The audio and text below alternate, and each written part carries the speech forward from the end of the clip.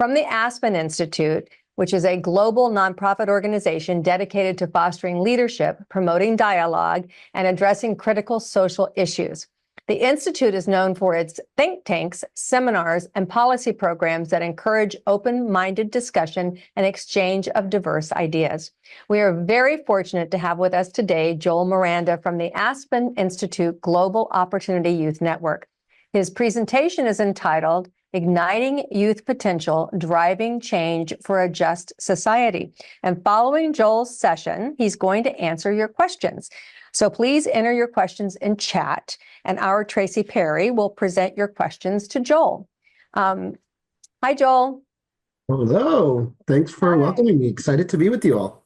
Nice to see you. I understand you might have a couple of guests with you today. I do. I have my partners, colleagues, friends, Rauda Mohammed and Rajab Salim. Rauda is a Youth Advisory Group chair for our Global Opportunity Youth Network partners at Swahili Pot Hub in Mombasa, Kenya. And Rajab Salim is the Community Engagement Associate and a former Youth Advisory Group member at Swahili Pot Hub Foundation, our local anchor partners. So really excited to be joining you with them. I'll be sharing a few words about GOIN's Authentic Youth Partnership approach, but more importantly, you all will be hearing from our young partners themselves about the value of this approach. Interesting. Yeah. Well, we look forward to that. So thank you so much for joining us. Really excited. Great. Thanks again. Welcome, everyone. Again, my name is Joel Miranda, Joel Miranda, Joey, if you want to call me. And I am the Senior Manager for Opportunity Youth Leadership and Partnership at the Global Opportunity Youth Network, hosted at the Aspen Institute. And today, really, just to give you sort of a bit of an overview of who we are, sharing our vision, mission, goal, and sort of our 10-year effort on screen. And we're focused on, really catalyzing change for millions of global opportunity youth, young people who have historically been called NEETs, in some contexts called other things, but these are young people who have not been able to tap into or be connected to meaningful livelihood, jobs, and economic opportunities. Now, I can share more about what we do and who they are, but I'd rather show you who and why we are. And so I'll share this brief video with you all. There are 600 million young people in the world today disconnected from education, training, and meaningful work. They face barriers rooted in race, ethnicity, gender, and geography. Yet, they represent a vast, untapped source of leadership and economic potential for their communities. These are Opportunity Youth. At the Global Opportunity Youth Network, or GOIN, we're building connections and breaking down barriers. Hosted at the Aspen Institute in partnership with Global Development Incubator Africa, and together with a global network of local partners, GOIN collaborates with Opportunity Youth at the grassroots level to overcome economic disparity and inequity. In the last 5 years, we've engaged over 500,000 Opportunity Youth across 16 communities, with tens of thousands more increasing their employability, building skills, and securing livelihoods through employment and entrepreneurship. We envision a future where every young person has access to dignified, productive, and sustainable economic pathways. ऐसा भविष्य जहां अवसर युवा अपने समुदाय में नेताओं समान Creemos que el futuro es joven y que el futuro es ahora. Join us to make that vision a reality. Right. This is who we are. And there are 600. Why we are. Very sorry about the glitch there. And so the GOIN, right, we are focused on a differentiated approach that's based on 7 core pillars. I will not dive into all 7 pillars, but you see them on screen, right? We focus on place-based collaboration, movement building in place and across geographies and across a global network, supporting a global learning network, youth voice and leadership right in the center, and I'll dive a bit deeper into that in a minute. Diversified financing, right? Mobilizing resources at global and local levels to support this work. Building out data and technology platforms where we can track impact and really bring data right into the lived experience that we are talking about here when we're partnering with young people. And this is set on a cross-cutting pillar of equity of access and opportunities for all young people across our network. But we're centered here on youth voice, leadership, and partnership. And we center their perspective, this perspective of young people in creating solutions. We partner with them to share learnings, actions, and innovations across their communities and across our global network. And we link them to resources, support, and allies to build youth agency and to really drive systemic change. And we've codified this, have been documenting how this happens in local communities, some best practices via a learning brief that we published last year called Partnering, Mobilizing, and Connecting, GOYN's approach to youth engagement. And we outline what we've called the GOYN Authentic Youth Partnership Approach, or AYP. And it's really designed to engage opportunity youth specifically as partners in creating solutions. And it builds on the positive youth development framework by really emphasizing intergenerational and peer youth partnerships. So not just youth adult, but youth to youth, young leaders in communities who are both living the realities we're trying to address and know what it's going to take, right, to create the solutions that their communities and the world need. And I'll let you can scan the QR code there. I'll also drop the link to this report in the chat. But there are all types of benefits, right, for young people and communities. And most importantly, right, this approach fosters youth ownership. It engages young people as partners to drive sustainable solutions. It ensures inclusive participation, breaking down barriers for historically marginalized youth, right, to participate in the design, implementation, and leading of these solutions. It sparks their innovation by tapping into their innate talents, abilities, and aspirations for what they want to see happen in their community. It boosts impact, right? Having young people as part of the design, the implementation, creating these solutions holds us accountable as adults and leads to greater outcomes. And this process has also helped facilitate global collaboration as we connect young people across a network of 16 communities, supporting with language interpretation and ensuring that we are minimizing barriers to their connection, their leadership, and their ability to build with each other. And its focuses on systemic issues, really working with young people, partnering with young people to understand the systemic issues, the barriers, the inequities that exist, and partner with them to ideate, test, and implement solutions. And so we work on this continuum here where we are partnering with adult-led organizations in GOYN communities to move from what we call initial superficial engagement through to consultation and onto true partnership, co-designing, co-creating, and co-facilitating with young people and supporting developing the skills, aptitudes, attitudes, and providing a capacity building that adult allies need and that young people need so that they can truly partner with each other.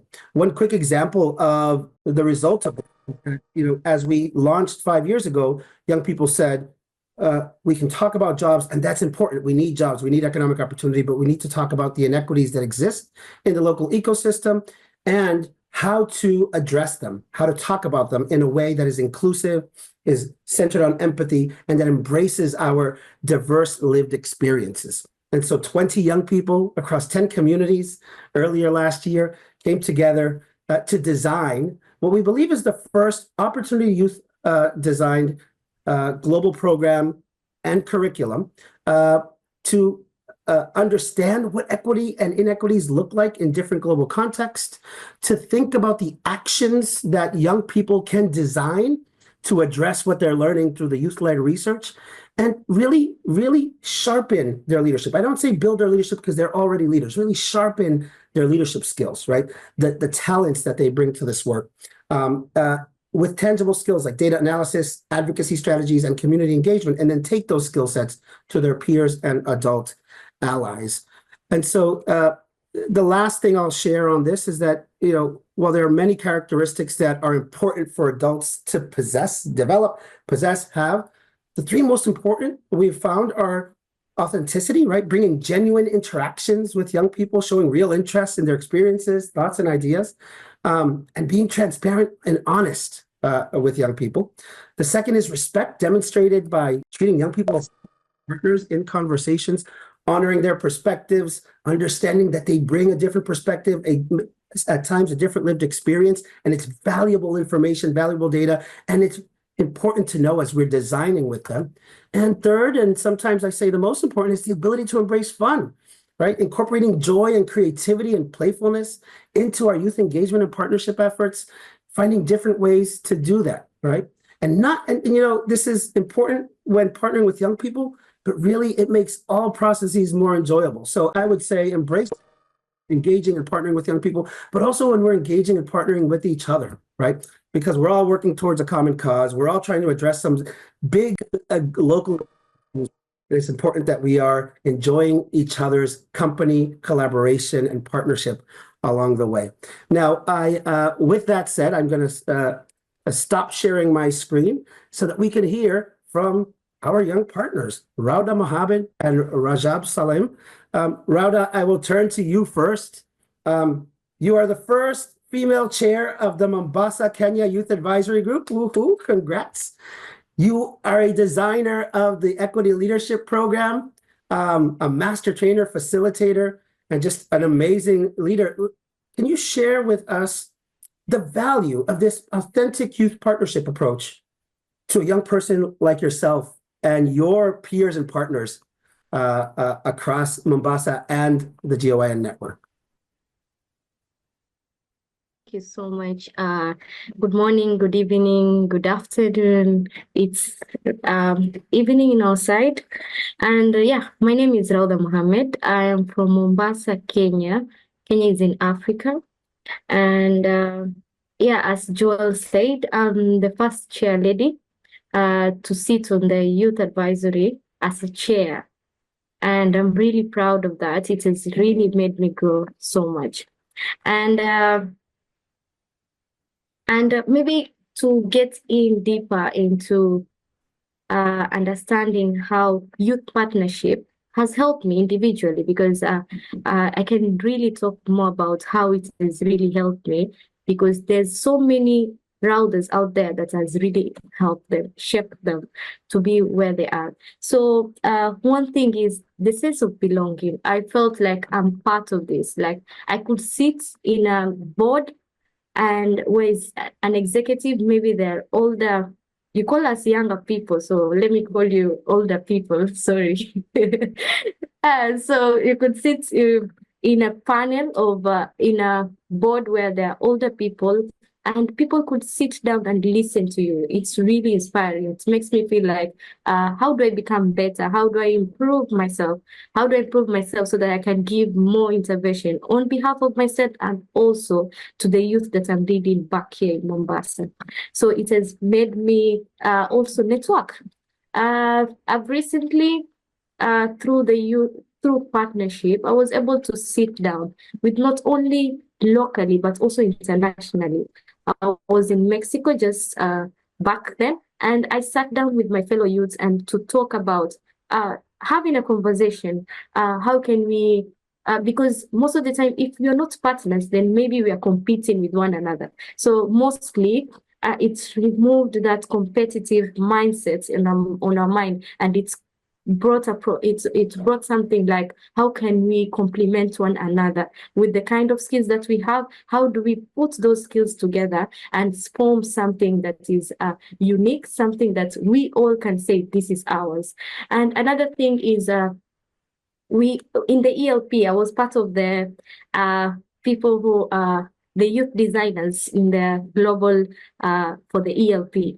And one thing that we really love to say in the ELP is nothing about us without us. As in, you cannot just, you cannot talk about someone or a group of people when they're not there, because you might assume that that is something that they need.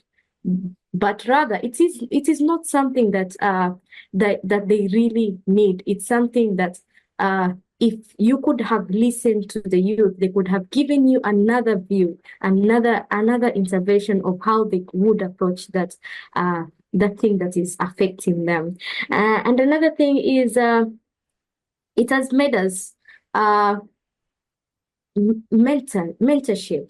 For example, I could not stand here or sit here and talk to people, but right now, through the youth partnership, the opportunity that GYN has given me, the opportunity that Swahili Pot has given me, has made me more confident in myself, and I could really express myself. I was not really good at English and all that, but with some few hiccups here and there, I could really express myself. So it is something that has really, really made me grow. And I'm sure it has also, I'm a little bit challenged to learn more about Spanish, and some of my Spanish friends from Colombia, Barranquilla, are also interested in learning English and Swahili. So it's something that has really brought up that. So when I was in Mexico, I used to do some Duolingo just because I wanted to communicate with my other peers, and it was easy for me, and it was made easy because of the partnership that we have. It's not a competitive mindset and all that. So I think that's all. My battery is becoming low, but that's all I could share. Thank you so much. Thank you so much, Madam Chairman Rauda Mohammed. Thank you. We like to do some hand heart emojis in the GOIN. So hearts, applause, thumbs up to you, my friend. Thank you. We're going to turn over to Rajab Salim, a youth engagement coordinator at Swahili Pot Hub, former youth advisory group member, and also a master equity leadership program trainer. Rajab, you have the experience of being both a youth advisory group member, someone that GOIN Mombasa Swahili Pot Hub partnered with, right, in the design of some of the interventions, the local opportunity pathways, and you carry that work, right? You also lead that work. Can you share a bit about why this authentic youth partnerships approach, why it's important for an organization like Swahili Pot Hub, the GOIN, and within the Mombasa context? Thank you so much, Joel. Hello, everyone. My name is Rajab Salim from Mombasa, Kenya. I am Rauda's predecessor. I served in the Youth Advisory Group for 2 years, and I happened to also be the chairman. Currently, I'm the Community Engagement Associate at Swahili Pot Hub Foundation. So how do we here in Mombasa, as Swahili Pot Hub and as GOIN Mombasa, engage the youth as partners? And I'm saying this as a youth myself. I'm turning 27 in almost a month to come. At Swahili Pot Hub, we have a youth-led safe space. And when I say youth-led safe space, it is really youth-led. 95% of the management staff at Swahili Pot Hub are youth. So the youth are the ones that are responsible of designing and implementing programs here at Swahili Pot Hub. So that means we solve and design with the youth and not for the youth, which has been the norm before. This has helped us to solve and design on what the youth really want and not what we assume the youth want, just like Rotho has said. So the youth-led safe space has really been a key game changer here in Mombasa. But second is what Rotho and I have been part of, the Youth Advisory Group, another game changer here in Mombasa, because one of the key mandate of the Youth Advisory Group is to advise the GOIN Mombasa initiative and Swahili Pot at large. So when we are there to advise, it means we air our voices. It means we put on the table what we, the youth, want. But apart from advising, we also co-create the pathways and opportunities that are there for the youth. When we are involved in co-creation, it means any challenge that the youth face, we are there to curb it. Any opportunities that are there for the opportunity youth to take, we are there to present them to fellow youth. The Youth Advisory Group, just to put it into context here in Mombasa, is a group of 15 opportunity youth, of course, male, female, and persons with disability, and they are shared equally across all the 6 sub-counties we have in Mombasa. So this is to ensure each and every part of Mombasa is reached. All the voices of Mombasa youth are consolidated. The Youth Advisory Group assists in decision-making, program development, and advocacy for youth issues. And one of the key successes is, as a result of the Youth Advisory Group, as Swahili Pot Hub and Joy in Mombasa, we have a database with 21,000 opportunity youth. This database helps in case there is any opportunity, we go back to the database, and this is where we reach to fellow youth. And of course, the enrolling of the youth to the database is an ongoing process. So we reach our fellow youth every day. Apart from the physical space, apart from the youth advisory group, we did a research with fellow opportunity youth here in Mombasa, and they said if there is one thing they would really love is mentorship. So Swahili Pot Hub, we sat down together with other partners and came up with the case management mentorship project. This project is again run by the youth. So we have case managers or mentors across Mombasa.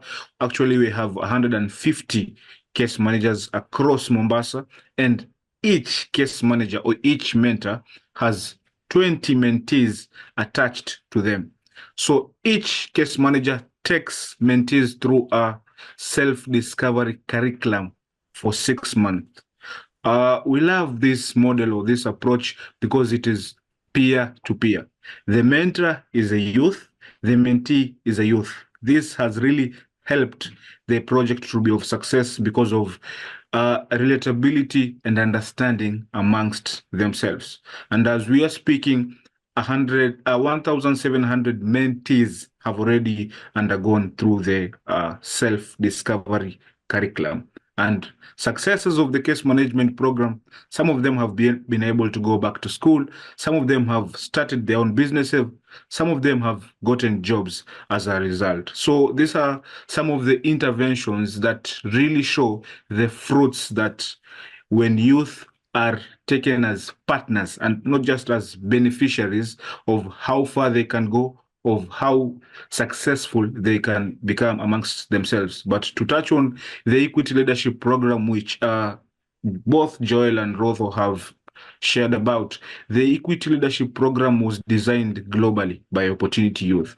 And we were the first cohort here in Mombasa to implement the Equity Leadership Program. It's a program that champions for inclusive leadership and also addressing systemic inequalities, but also inspiring future generations on matters leadership. Again, this program we've facilitated here in Mombasa to fellow opportunity youth. We got an opportunity to go to our neighboring country, neighboring community, Tanga, and also facilitated.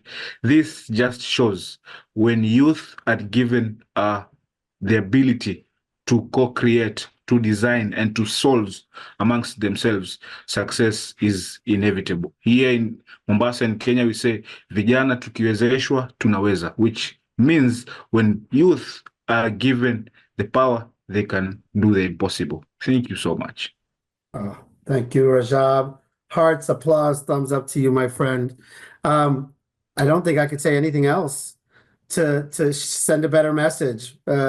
It's best when we hear it from our young partners themselves. I've shared the link to our youth engagement and partnership learning brief. Please feel free to download. Feel free to reach out if anyone has any questions. And I think we're at time, and I'll hand it back over in case there are any questions. Hey, hi, Joel. Tracy's here. I know you can't see me, but I am here, and I've got some questions for you. We've got a question in the chat from Rebecca. She wants to know, she said she's very interested in your youth development program and would love to know more about how she can get involved and possibly access your resources. Awesome, Rebecca. Great. I saw the message. I've shared my email in the chat. Rajab, Rauda, my colleague James is on the line. Feel free to share yours as well. We can certainly share, so from a global perspective, what we learn, we share some frameworks, but then most of our learning comes from community, from the work that's taking place in community in partnership with young people. So we're happy to share some good, some positive, promising, and best practices. Feel free to reach out. Also, I will put the link to the learning document in the chat again in case anyone missed it. I'll put that in momentarily so that you can download and read, and then feel free to reach out. We'd be happy to answer any questions and connect at a future date. Thank you, Joel. We have another direct question. You won't see it in the chat, but I'm going to ask you here. What strategies can organizations take to engage youth voices in their work? That's a question for our experts, Rajab and Rauda.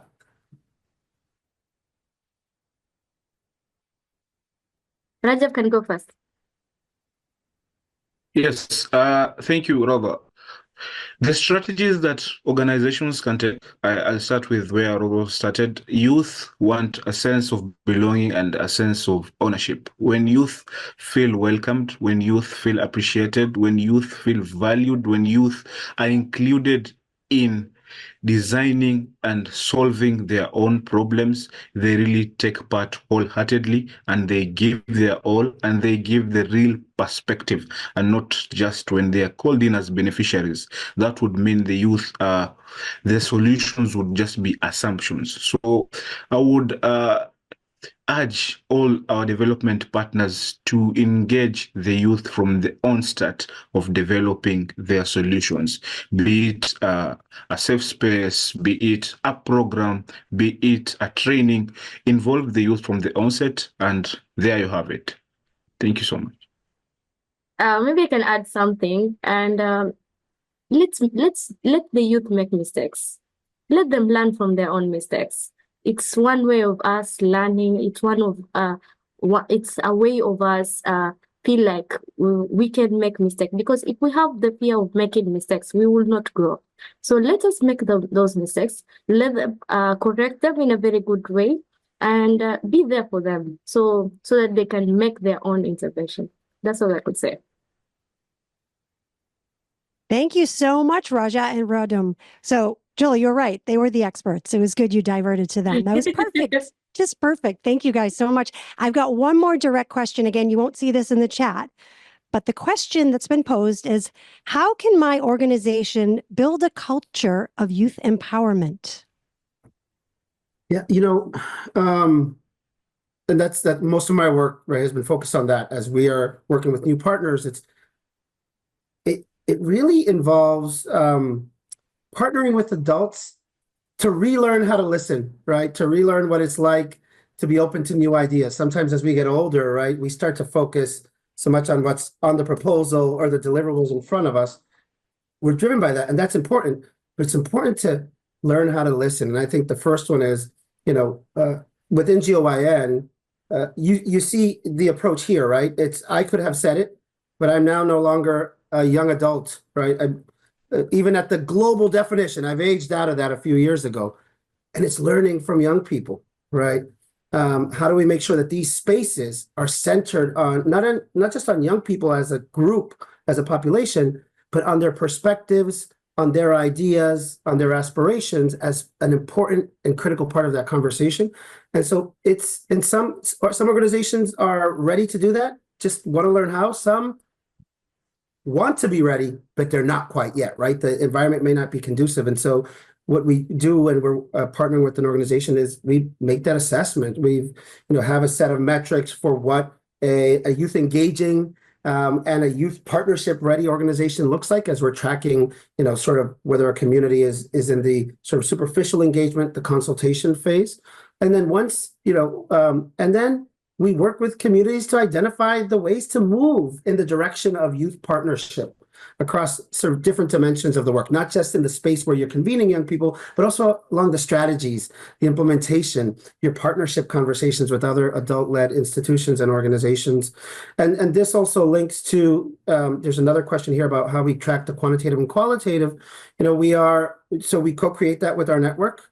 And young people are part of these conversations where we're tracking, of course, deliverables for funders. We have that, tracking our own goals and objectives, but also better understanding what impact looks like by talking to young people, right? By partnering with young people and understanding the best ways to track that.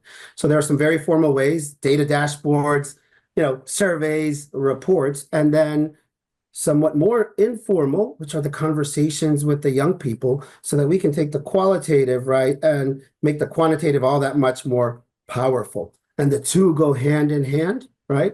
A report is a piece of paper with letters on it and numbers on it until you bring it to life by hearing the voices of partners like Rajab and Rauda. I'll stop there for now. I could go on. Thank you guys so much. It's been awesome. And in the chat, Rebecca has said, Joel, your enthusiasm is infectious. And yes, it is. Thank you so much. And thank you to the Aspen Institute.